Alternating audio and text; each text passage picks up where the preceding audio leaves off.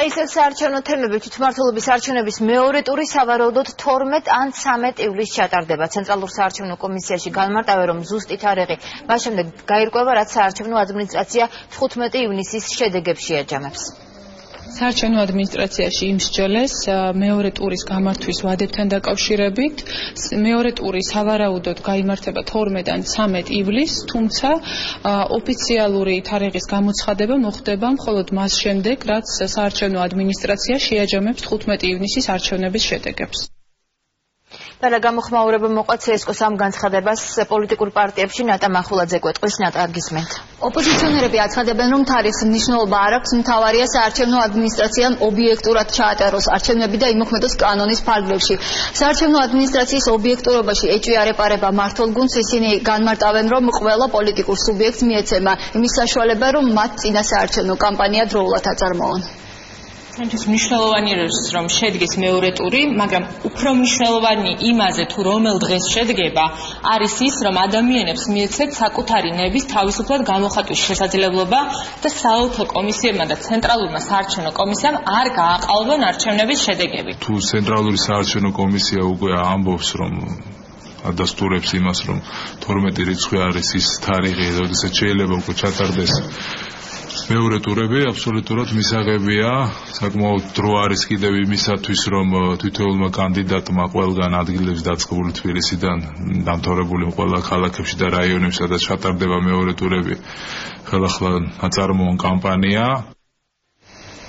არასაპარლამენტო ოპოზიციის ნაწილი ამბობს, რომ ისინი უნდობლობას უცხადებენ საარჩევნო ადმინისტრაციას, ნაწილი კი ამბობს, რომ აუცილებელია ცენტრალურმა საარჩევნო კომისიამ ყველა ის საჩივარი განიხილოს, რომელიც შესულია ადმინისტრაციაში და მათი დაკმაყოფილება მოხდეს. თამარ ჟვანიეს პირობებში მე ვფიქრობ, ისევე არ აქვს აზრი მონაწილეობას რაიმე არჩევნებში, როგორც ლევან თარხნიშვილის დროს.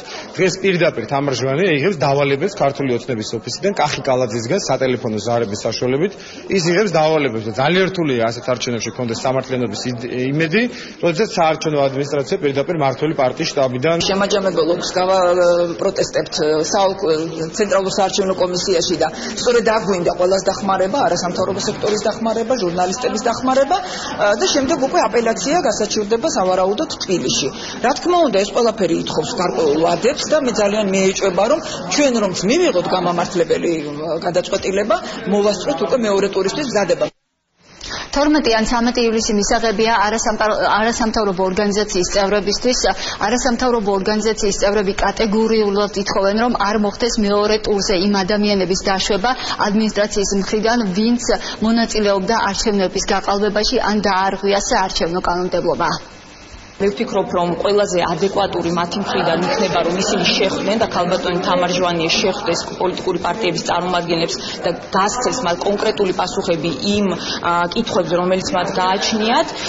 სხვა დანარჩენ შემთხვევაში თუ კი პრობლემა იქნება დაჯამებასთან დაკავშირებით, მაინც ეს რა თქმა უნდა არ იქნება მიზანშეწონილი, თუ კი ეს პრობლემა იარსებებს უკვე არჩევნების დღისთვის. კარგი იქნება, თუ კითხვათ ეს იქნება ყველაზე ადრე, რაც კი შესაძლებელია კანონით დადგენილ ვადაში.